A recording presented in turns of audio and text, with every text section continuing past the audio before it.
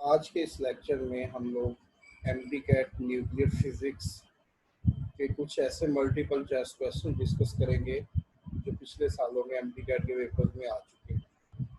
तो इस वीडियो में टोटल 5 एमसीक्यू डिस्कस होंगे, लेकिन हर एमसीक्यू में से 4-4, 5-5 एमसीक्यू मजीद बनाए जा सकते हैं।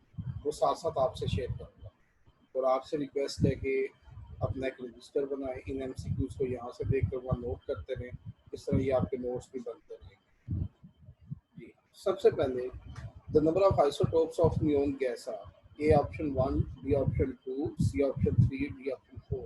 तो जी नियोन के आइसोटोप 3 होते हैं। ये तो पहला एमसीक्यू हो गया। अब 3 आइसोटोप होते हैं, कौन कौन से 3 होते हैं? ये दूसरा एमसीक्यू हो सकता है। Neon 20, neon 21, neon 22। फिर यहीं से एक तीसरा क्वेश्चन बन सकता है कि नियोन 20 हमारे यहाँ कितना एग्जिस्ट करता है? तो वो 90.48% होता है।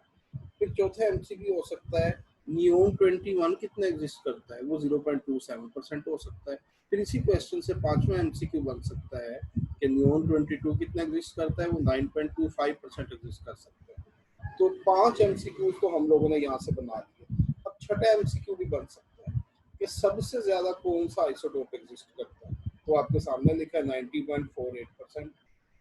फिर सातवां एमसीक्यू बन सकता है कि सबसे कम कौन सा आइसोटोप एग्जिस्ट करता है? तो आपके सामने स्टूडेंट्स लिखा है 0.27%। तो इस तरह एक मल्टीपल चॉइस क्वेश्चन से हमने 7 क्वेश्चन बना दिए। इसी अब तरह आप सेकंड क्वेश्चन की तरफ चलते हैं। Binding energy per nucleon is maximum for a option platinum, b option iron, c option uranium, d option lead. देखें जी, आयरन की बाइंडिंग एनर्जी मैक्सिमम होती है पर न्यूक्लियन। क्यों? अब इसकी रीज़न का भी पता होना चाहिए, क्योंकि हमारे पास जितने भी अवेलेबल एलिमेंट्स हैं उनमें आयरन सबसे ज़्यादा स्ट्रॉन्ग है, इसलिए इसकी बाइंडिंग एनर्जी पर न्यूक्लियन ज़्यादा होगी। एक तो ये हवाला हो गया। दूसरा वाला आपकी टेक्स्ट बुक में बाइंडिंग एनर्जी वाली टॉपिक में ग्राफ बना हुआ है, जिसमें वाई एक्सिस पर बाइंडिंग एनर्जी पर न्यूक्लियन लिखा है, एक्स एक्सिस पर मास नंबर लिखा है। उस ग्राफ में आप देखें तो सबसे ऊपर ना आयरन मेंशन है। पीक वैल्यू जो ग्राफ सबसे ऊंचा जाता है तो वह सबसे ऊपर, इसका मतलब है आयरन जो है उसकी बाइंडिंग एनर्जी न्यूक्लियन मैक्सिमम होती है। ये बात आपने ध्यान में रखनी है। इसके बाद क्वेश्चन नंबर 3 एक न्यूमेरिकल है कि binding energy for deuteron nucleus. तो इसमें बी ऑप्शन पे टिक करेंगे आप लोग। मैंने इसको सॉल्व भी कर दिया है, आप इसको खुद सॉल्व करेंगे। उसके बाद अगर कैलकुलेशन में आपको प्रॉब्लम आए तो आप मुझे क्वेश्चन पुट कर सकते हैं, इंशाल्लाह मैं आपको एक्सप्लेन करके दोबारा समझा भी दूंगा। लिखा है फ्रॉम 21.5 इक्वेशन। आपकी टेक्स्ट बुक में अगर आप देखें इक्वेशन नंबर 21.5 मैस डिफेक्ट की इक्वेशन है। एम या डेल्टा एम से उसे जाहिर किया है। ये मैंने परसों के लेक्चर में भी बताया था कि mass of proton plus mass of neutron minus mass of neutron, इन दोनों के मैस को टोटल मैस में से माइनस करें। मैस ऑफ प्रोटॉन नीचे लिखा है 1.67, ये आपकी टेक्स्ट बुक में मेंशन है, आपको मेमोराइज करना पड़ेगा। मैस ऑफ न्यूट्रॉन आपकी टेक्स्ट बुक में मेंशन है, ये लिखा हुआ है। इसके बाद इसमें से मैस ऑफ न्यूट्रॉन आपने माइनस कर दिया, तो ये आपका आंसर आ जाएगा 3.9754 इंटू 10⁻30 किलोग्राम। अब हम लोग बाइंडिंग एनर्जी निकालना चाहते हैं, तो बाइंडिंग एनर्जी का फॉर्मूला है delta m c square. Delta m अभी आपने ऊपर निकाला है मैस डिफेक्ट। सी का मतलब होता है स्पीड ऑफ लाइट, और स्पीड ऑफ लाइट होती है 3 × 10⁸ मीटर पर सेकेंड। तो यहाँ स्क्वायर लिखा है तो आप देखें, इसके ऊपर मैंने स्क्वायर लगा दिया और इस तरह बाइंडिंग एनर्जी का आंसर आ रहा है 3.5729 इंटू 10⁻13 जूल। अब इसका आंसर जूल में आ रहा है, लेकिन आप मल्टीपल चॉइस में देखें इलेक्ट्रॉन वोल्ट में डिमांड की गई है, तो कोई बात नहीं, ये भी एक एमसीक्यू बन सकता है। जूल को जब इलेक्ट्रॉन वोल्ट में कन्वर्ट करना हो तो 1.6 इंटू 10⁻19 पे डिवाइड करते हैं।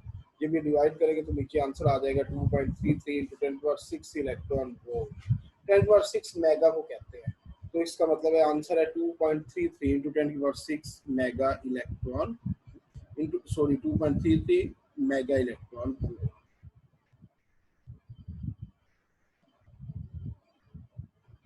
इसके बाद नेक्स्ट क्वेश्चन है which of the following are elementary particles.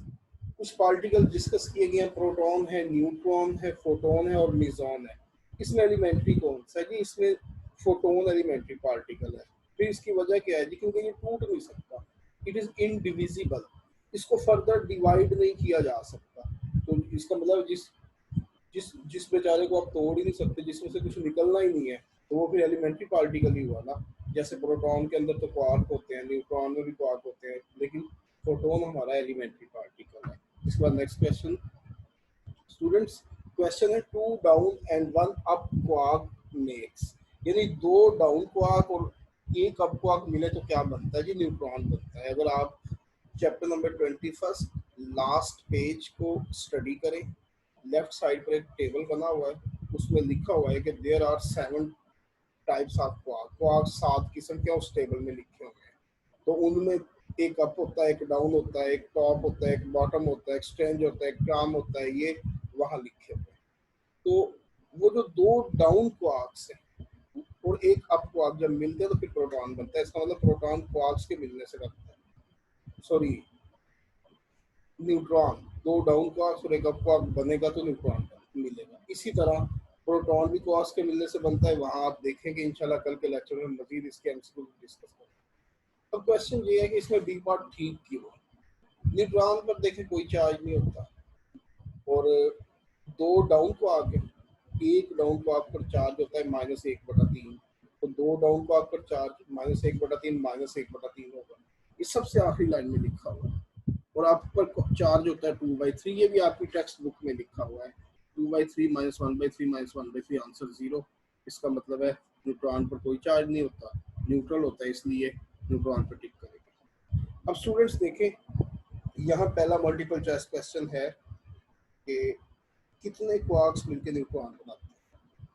फिर क्वेश्चन ये भी तो पूछा जा सकता है कि कितने क्वार्क्स मिलकर प्रोटॉन बनाते हैं, ये आप अपनी टेक्स्ट बुक का जो लास्ट पेज है वहां से चेक करें। फिर क्वेश्चन ये भी तो पूछा जा सकता है कि अप क्वार्क पे कितना चार्ज है, तो अप क्वार्क पे स्टूडेंट्स चार्ज 2/3 है। फिर क्वेश्चन ये भी तो पूछा जा सकता है कि डाउन क्वार्क पे कितना चार्ज है, तो डाउन पे स्टूडेंट चार्ज -1/3 है, और ये गलती से -1/2 लिखा गया है चार्ज ऑन डाउन क्वार्क, ये मिस्टेक है। हम इसको यहाँ से रिमूव करने की कोशिश करते हैं ताकि ये किसी स्टूडेंट के लिए कोई बाकायदा प्रॉब्लम ना क्रिएट करे। ये जो मेजर है ये मिस्टेक है यहाँ।